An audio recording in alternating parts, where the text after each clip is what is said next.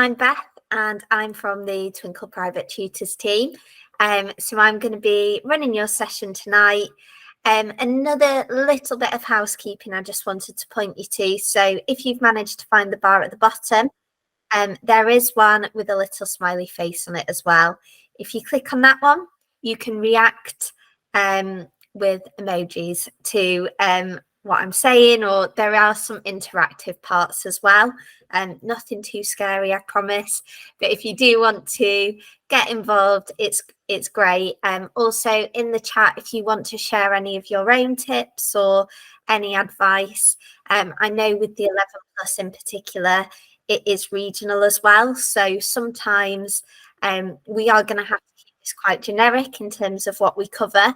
But if anyone has any specific regional knowledge for any specific consortiums that people have a question about, feel free to share that as well. We're all here to learn, but also to help each other as well.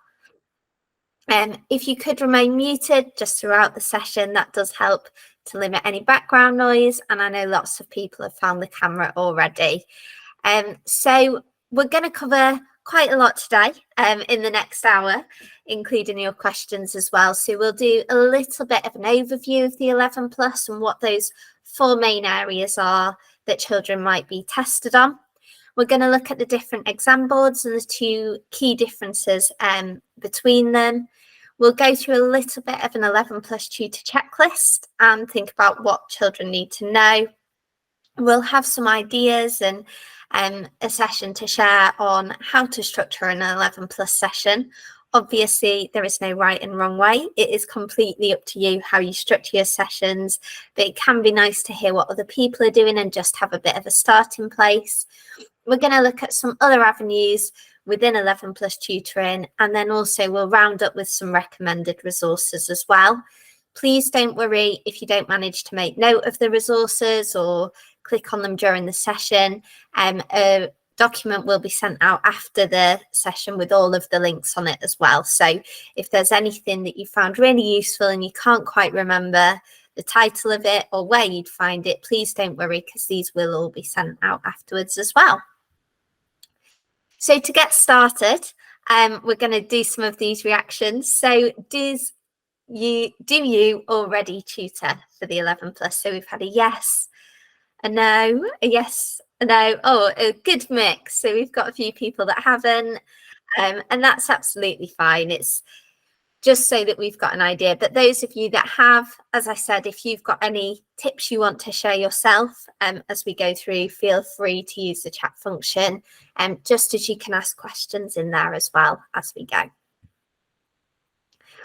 So what is the 11 plus and how do the exams work? As I've already mentioned, the 11 plus is quite regional. So it's an entrance exam and children will sit this to get into a grammar school or an independent school, and how the 11 plus looks might differ slightly depending on where the child is and what school they're applying to. So it's really important when you start working with a child who's preparing for the 11 plus to find out as much as you can about the school that they're going to be attending. It might be that they're looking to apply at more than one school, or it might be that they've just got one school that they're focusing on. But the papers are set by the school, and the school can choose which exam board they use. Some schools set their own papers as well. So exactly what is covered in the 11 plus varies a lot from school to school and region to region. So really doing your research as well can really help you as an 11 plus tutor. If you're already familiar with the schools in your area, you might know what they're doing, but they can also change as well. So even if you've tutored for a certain entrance exam for years, it's always worth just having a check on the school website at the start of that academic year or when they release information to find out exactly what it is that they'll be covering that year. And also speaking to parents from previous years. So if you have tutored families who've sat the exam for a certain school in a previous year, chatting to them to find out what the experience was like for that child and if it covered exactly what it said. Some schools do release past papers and others don't. So it's not always reliable to look back on a past paper to see what was covered, but there is a lot of information you can find out about all the different schools. But you might just have to do a little bit more research so that you feel comfortable for that as well. So the 11 plus exam is generally taken for children who are going into year 7. So they'll take this exam while they're in year 6. And for most children, it is in the September of year 6. So although they're only just starting year 6, they're taking an exam that is covering the whole of the year 6 curriculum and looking a little bit at some year 7 content as well. So it is a challenge for children. Some children get a little bit longer, so kind of through to January as well. And this is often children that are sitting for an independent school. So those exams are usually a little bit later. But again, it's so important to check with the school that your child is sitting the exam for, because it could really fall in any time. And again, it might change from the previous year. Similarly, the format that the exams take is school dependent. So it depends which exam board the school is using. So sometimes this might be a written paper, it could be a multiple choice paper, the paper could be online and on computer based. So there are lots of different formats in which the exam can take.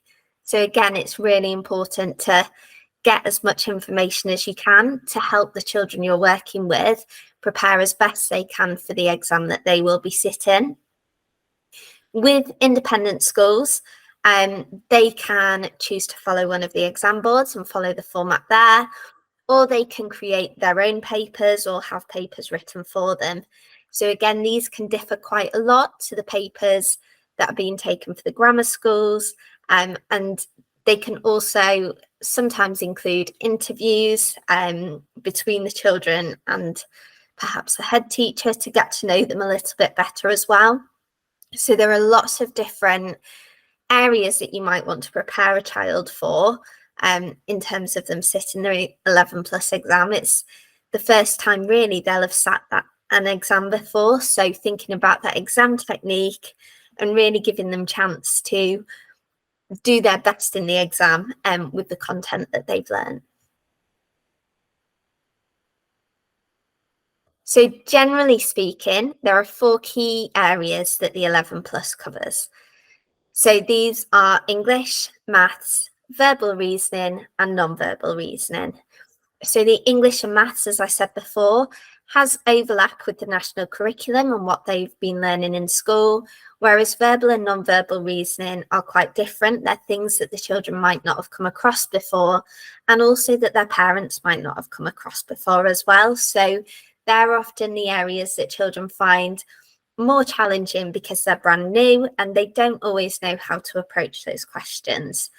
But it is important to note that not every school will test all 4 of those. So some schools might just focus on the verbal and non-verbal reasoning.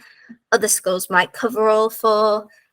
Again, as I've said, and I will continue to say many times, researching the schools that your children are applying for is the best way for you to know exactly what you need to cover with them. So we're going to have a little look now at the 2 main exam boards for the 11 plus. So you've got GL and you've got CEM, and both of these create papers that cover maths, English and reasoning. But obviously for them to both exist, there are differences between the 2 and the way that they set their papers. So with CEM, it tends to group English and verbal reasoning skills together into one paper, and the other paper will cover maths and non-verbal reasoning. But GL tends to create 4 individual papers. The CEM exam board also announced earlier this year that it'll be moving to a computer-based format. So as I said at the start, you can there are many different formats in which the exam can take place, and that might be looking more based. So both GL and CEM can produce multiple choice questions and written answer papers as well. So again, the schools might be able to give you some more information on that. And then with a GL paper, students have a time limit for the entire paper, whereas with CEM, it's a time limit per section within that exam paper. So knowing which exam board your student will be setting the exam with is really key to help them with their exam preparation in terms of thinking about exam management, time management, and how they might want to use their time within that exam as well. So to summarise, as I've said, you need to know, probably the most important thing for you to know is which schools your tutee is applying to.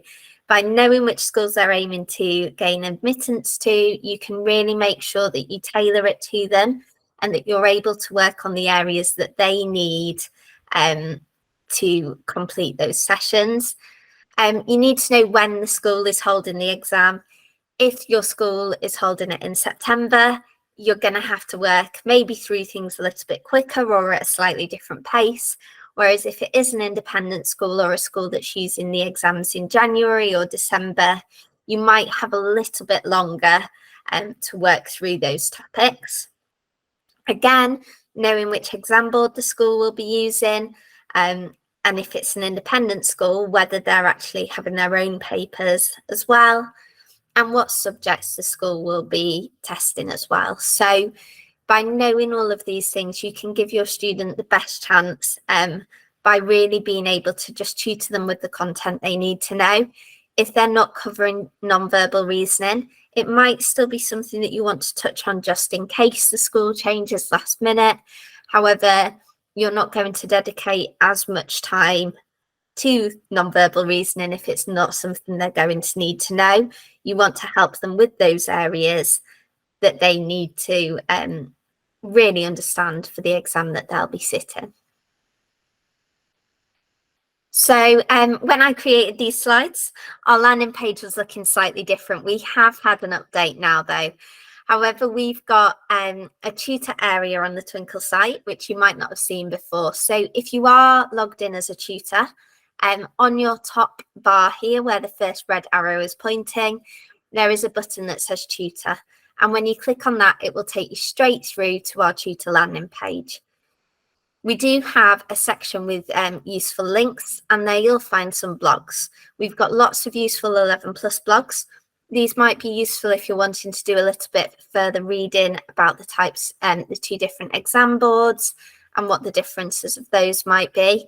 It's also handy for any parents that you have who are coming to you with questions about the 11+.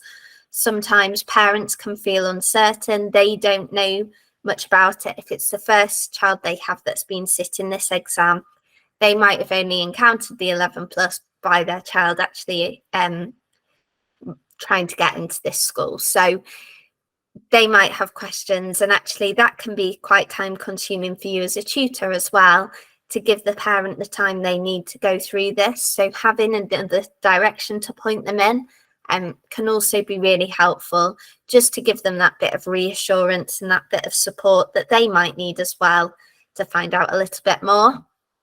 If you're not logged in as a tutor on the Twinkl site, please don't worry. You can still find our tutor landing page, and instead you can find it by where I've got 11+ maths mystery in the search bar. Must have been what I was looking for. You can instead type tutor, and when you type tutor in there and hit enter, it will take you through to our tutor landing page. There we also have an exam practice, exam preparation category, and under that you'll find everything you need for the 11+, split up into your English, maths, verbal and non-verbal as well. And yeah, we do have quite a few 11+ maths mysteries as well, if they're the kind of resource that we're looking for. So we're going to have a little look now, thinking about what do our students actually need to know for the 11+. And we're going to do a little bit of a practice session yourselves. It's your chance to get to go through some 11+ questions. Please don't worry. Please don't panic. there's no scores being given out. I'm not keeping score. It's just a chance for you to have a look. But if you want to pop in the chat when you think you know the answer. So this is one of our non-verbal reasoning questions. So we've got 5 different options, A, B, C, D, and E, and one of these is the odd one out. So the question is asking you which figure is the odd one out. So if you take a few minutes, pop in the chat when you think you might know which one it is. Again, please don't worry if you get it wrong.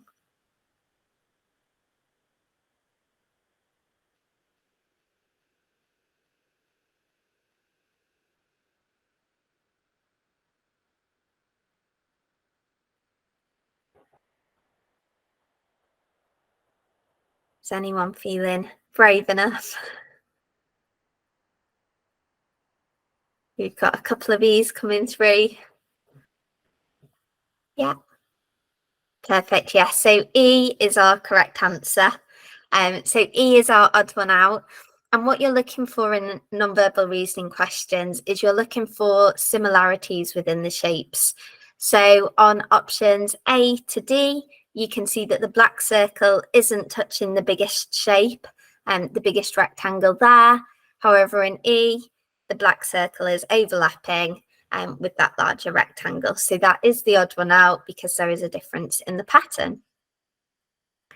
Okay, we've now got another question, and this time we're looking at reflection, another non-verbal reasoning question. So looking at these options, we've got one figure shown in the box at the top, and we want to know which image is the reflection of the image at the top. Is it A, B, C, D, or E? We've got D from Jan.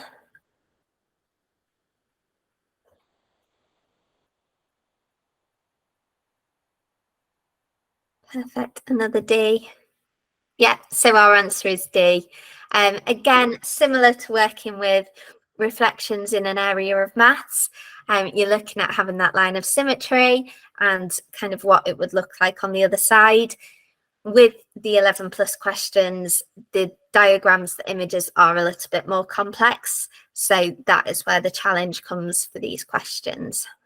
I think with non-verbal reasoning as well, it can be really hard because often you either see the answer straight away or you don't. And if you can't see the answer, sometimes you can go round and round in circles trying to find out what the difference in the pattern is. But having the patience, looking through for different features is a really good skill to have when working on non-verbal reasoning. And then I think this is our final non-verbal reasoning question. So we're looking at completing the sequence. So we've got our 4 images in the top box, and then labeled at the bottom. The labeling is a bit pale, but we've got A, B, C, D, and E from left to right. And we're looking at which is the next image in the sequence. So which one is the one that completes our sequence?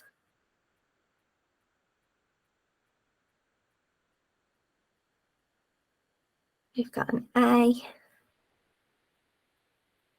It is very small, this one. Yeah, sorry about that. It's a test for your eyes as well as a test on your brain. Let's have a look. We've got a few going for A. So yes, we're looking at A there. So again, we're looking for those similarities. We're looking for patterns within the shapes and within the images that we can then identify and we can use through them. So well done to everyone that got those right. And sorry on your eyes. Hopefully you managed to see those. So with non-verbal reasoning, there are lots of different areas it could cover. We look at nets and cubes, symmetry and rotation, 3D shapes and their nets, odd ones out, similar figures, complete the series. So we've done a few of those questions there. And as we've just been saying, there are different ways you can support your students. So a main one is exposure to those different question types. They look quite different to anything your students will have seen before, most likely. So it can be quite difficult for them to actually understand what on earth the question is asking them. So just seeing those questions initially, becoming familiar with the types of images that will be used, teaching ways that they can look for patterns. So working through methodically looking for those different patterns. Like we said with the first one, the odd one out one, we were following that black circle and where that was going. Working through a process of elimination. Again, this might be quite different to how a student would approach one of their questions at school, but actually looking at what can't work can be as good as looking at what does work. And then also the time management. It is really easy to panic when completing a question. If you can't see the answer straight away, the student keeps going and keeps trying, and they could end up spending much longer on this question and then not leaving time for other questions that they might find easier. So really making sure they understand that time management and how they can approach these questions or any questions that they find more challenging. So we've now switched from non-verbal reasoning and we're having a look at verbal reasoning. So with this one, we're looking at some vocabulary and we're looking to find the word which has the same meaning as both pairs of words. So we've got branch and stem, or we've got follow and hunt, and we're looking for one word from the options below that will mean the same as those. And then we've got bird and fowl, and we've also got bend and dodge, and we're looking for those as well. Perfect. So yeah, we've got stalk for our first one. You can have a stalk with a branch or a stem, or you could be stalking a person or an animal. And then yeah, with bird and fowl or bend and dodge, the duck fits into that category. And you might also want to yell at someone to duck if a football was heading their way on the playground. So this one again is quite small. I'll read it out loud. But this type of question is looking for a hidden word. So there is a 4-letter word that is hidden between 2 of the words in the sentence. So these 2 words are next to each other. And the sentence is, the children wear hats and gloves in the winter. Not the winter, sorry. The children wear hats and gloves in winter.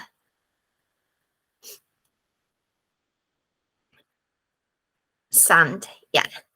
So we've got sand coming through here. So if we took the spaces out from this sentence and we pressed it all together, between the word hats and, if you push them together, you would create a new word with the word sand using the S from the end of hats and then the 3 letters from and as well. There we go, sand. So in verbal reasoning, again, there are lots of different question types that your students might need to use. And a few that we have here that we've got as examples is some alphabet codes on letter connections. There might be some number codes, so although it's including numbers, it still comes under the verbal reasoning. Inserting a letter to make a new word, finding the hidden word like we've just done, using letters for numbers, so like a bit like cracking a code, some opposite and similar meanings, and also some missing letters. So there are lots of different question types that your students might need to come across. But again, there are lots of different ways you can support your students, and this will depend on each individual student you're working with and what they need to help them with those questions. But a real key area in working on verbal reasoning is to expand vocabulary.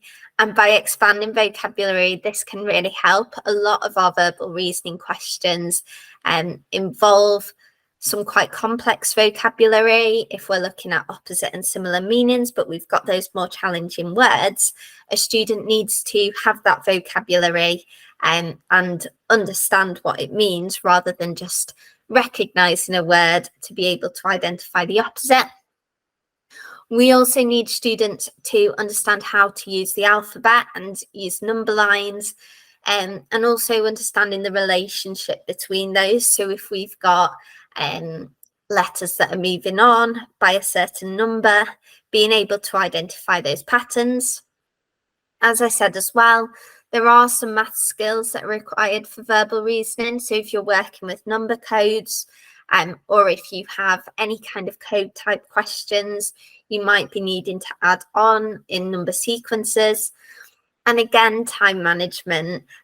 These are a new type of question for your student that they've probably not encountered before, and they can become quite time consuming if students are struggling to find those answers. So just making sure that they've got that exam technique, you've spoken through that with them. It can also be helpful to think about ways that they can relax, calm down, take a minute in their exam. If they're getting a bit overwhelmed with these questions, just taking a second, taking a deep breath before continuing, so that they're able to just take a little break from that. So with their maths, as we said earlier, although the exam is likely to be at the start of year 6, in the September of year 6, the maths exam can cover content from the whole of the year 6 curriculum and into the year 7 curriculum as well. So with a student who's preparing for the 11 plus, you can use those regular curriculum resources, but you're wanting to be working ahead of where they are at school. They will probably be preparing for their 11 plus throughout year 4 and year 5. So making sure that they're getting ahead with that, they're really comfortable with their curriculum areas and that they're able to go above those as well. The 4 principal operations are really important, as are decimals, fractions and percentages. Algebra could come up and simplifying some expressions, as could measurement. We've got statistics and ratio, and also worded problems as well. So these might be questions or question types that your students are familiar with from their curriculum work at school. But as I said, it's potentially at a bit of a more difficult level than they've been working at school. So just needing to make sure they have that solid foundation before building on that further. Then with English, this could include writing. So it could be a creative writing task. It could be a factual writing task. A student might have to write a persuasive letter. It could be a reading comprehension, which could come in a number of different formats. So you could be comparing those texts. You could be analysing the language. Again, this could be a multiple choice comprehension text, or it could be a written comprehension text. You've then got your vocabulary. So as with verbal reasoning, having this enhanced vocabulary is really important, whether that's to include these ambitious words within your creative writing, or if it's for grouping words, looking at synonyms and antonyms. These are things that students are going to need to be comfortable with. And then it's always important to be using SPAG correctly and proofreading their own work, but there might be questions as well where students are looking for mistakes in spelling and grammar and punctuation in the questions that are already presented on the page. So having that skill of being able to proofread, not only in their own work, but in a text or a passage that's given to them as well. So we're going to have a little bit of a look now at how you could structure an 11 plus session. As I said at the start, when we went through what would be covered, how you structure your session is entirely up to you. This might look different depending on how you run your sessions. It could be different depending on whether you work with students in a group or one-to-one. You might cover things or approach things slightly different, whether you're working online or face-to-face. So this definitely isn't me telling you how you should be structuring your sessions. You will find what works for you and for the students you're working with, because it might be that you have one approach to one child you're tutoring for the 11 plus, but then something completely different for another child you're working with on the 11 plus. It might also depend on the parent's approach to the exam and how the parent is approaching that. There are lots of different ways that a parent might feel about their child sitting the exam. So really opening up that conversation with the parent, with the child you're tutoring, to understand what their goals are and what their expectations are from your sessions as well. But a really useful place to start with any of the students you're working on is a bit of a baseline assessment. So looking at those subject areas they'll be tested on, If they are doing all 4 areas of the 11 plus, it might be that they've already done some work with their parents at home and they're a little bit familiar with the verbal and non-verbal reasoning, or they might not know anything about it at all.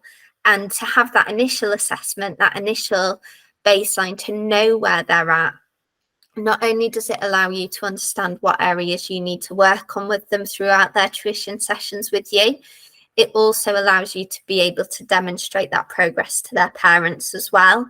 So having a starting point, knowing what you need to work on to get to that end point, and being able to demonstrate that to parents as you go is a really good way to just show that progress and show that value in the work that you're doing.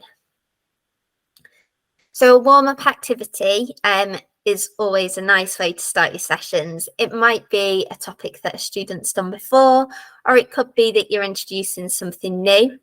Vocabulary games are really great for starting your sessions because it's, as I said, it comes into lots of different aspects of the 11 plus does your vocabulary, and being able to just have 5 to 10 minutes spent playing a game around vocabulary, something like a snap, or we've got a huge range of 11 plus interactive games as well, just to get the child excited. Especially if they're new to tuition, it can feel quite daunting, especially when they've got this exam goal that they're working towards. So allowing them to settle into the session, wipe clean anything, that they've brought from the day if they've been at school, and just reset and refocus. Using games, so if you're covering maths, doing some dominoes, a quiz, a beat the tutor type game can be really nice, so they don't feel like they're alone. And then similarly with verbal and non-verbal reasoning, it might be a beat the clock, it might be some challenge cards, something that you can work in to introduce that topic for the day. Then you've got the main section of your tuition session, and in this, it's where you're going to spend the most time. So this could be around something you've identified the student needs to work on. It could be something that their parent has said they need to work on that they find challenging, but looking at those different skills. So it might be that you just use one activity to do this, or you might use a couple of activities alongside each other, spending some time explaining things with the student and taking time to review as you go. So this will be the main activity in your session, and we'll probably link to that warm-up game that you've done at the start, unless you're using your warm-up to recap what you've done in a previous session as well. And then always just summarising what you've done at the end. With the 11 plus, there is so much content for you to cover, and it can be a bit overwhelming for the student. So just taking that time to have a summary, a little bit of an interactive activities are great because they take the pressure off a little bit at the end. They feel nice and fun. So having something, again, it might have been a really challenging session full of brand new concepts and it's felt quite overwhelming. And I think it can also be quite nice to get a student to review how they feel the session went. So what they think they've done really well and what they found difficult, and actually having that time for a bit of reflection on themselves can help you to see what areas they might still be finding difficult and how they're feeling, because you might think it was a great session and they've really understood it, but actually they might still feel quite overwhelmed by it, and it might be that you want to spend a little bit more time on that going forward in your next session with them. So looking at the 11 plus, there are lots of different areas you can explore within the 11 plus and your tutoring. So as we said earlier, the content is really important, but if a student knows all the content in the world, that doesn't always mean, unfortunately, that they can apply it to an exam scenario. So thinking about that time management and completing some mock exam papers can be really important with that exam preparation. Mock exam papers you probably don't want to do right from the start, because that might feel a little bit daunting, especially if they don't know the whole of the content that they're being asked to do. But really taking time to think about how they're going to approach that exam as well. because as much as they have the content, if they don't know where to go with the exam, or if they're sitting a multiple choice exam and they are unsure about how to mark the paper, things like that can cause them to lose points when they've put a lot of hard work into it. So really making sure they understand what will be required of them, and that can be done through those mock exams as well. As we touched on earlier as well, children can feel really anxious and quite stressed about sitting their 11 plus exam. And as their tutor, you will probably see this come through. So thinking about the management and how they can handle those emotions can really help you to build that strong relationship with them, but also with their family as well. It might be that you make recommendations to their parents of things they can do outside of the sessions to help them feel more comfortable in the run up to the exams. Or it might be that as we get a bit closer to exams, you carve out a bit of time in their sessions as well to make sure that they're not getting overwhelmed as the exam season approaches. Then we've got parent and guardian sessions as well. So as I said right back at the start, it's common that parents don't really know much about the 11 plus. They might not have encountered it before. They might have heard of verbal reasoning, but not really understand what it is. And if they're trying to support their children at home outside of their tuition sessions as well, this can be quite difficult if they don't really know where to start. They also might not understand the next steps, so how to actually enter their child for the 11 plus exam, if there's a process they need to follow with the school. And these things can be quite a challenge for parents to get their head around as well, feeling quite overwhelming. So having that time and offering sessions for parents is something that can often be really appreciated. And then things like assessment marking, if people have done practice, if people have done exams at home or practice papers at home, bringing those in. You might want to set homework as well. I know that homework is a personal choice for tutors. Not all tutors set homework, but with the 11 plus, with there being a lot of content to cover, it can be useful to recap that in between the sessions as well. So set in maybe optional homework or different options that students can do. With all the interactive resources on Twinkl and all of the worksheets as well, you can share them with students using the learner logins, which feels a little bit less like homework for students when they're logging onto a computer and being able to click through things online. So thinking about if you are setting homework, there are different ways you can do that maybe feel a little bit less daunting for the student. And then also things like 11 plus camps or intensive revision sessions through the school holidays are things that some tutors run as well. So 11 plus tutoring can look slightly different to your regular tutoring sessions, and that's okay. If you want to run things differently, that's absolutely fine. You can run it in the way that works best for you. So we've got a few resources here that are some of our most popular resources for the 11 plus, and Louise has been putting some into the comments as well as we go, but we've got some vocabulary lists, some of our mysteries. We've also got those interactive games, and when you go onto our tutor landing page, there is also a free taster pack of the 11 plus resources as well. So if you want to have a look through those, it's a nice way to take a look at what you might be able to see what's there to start with.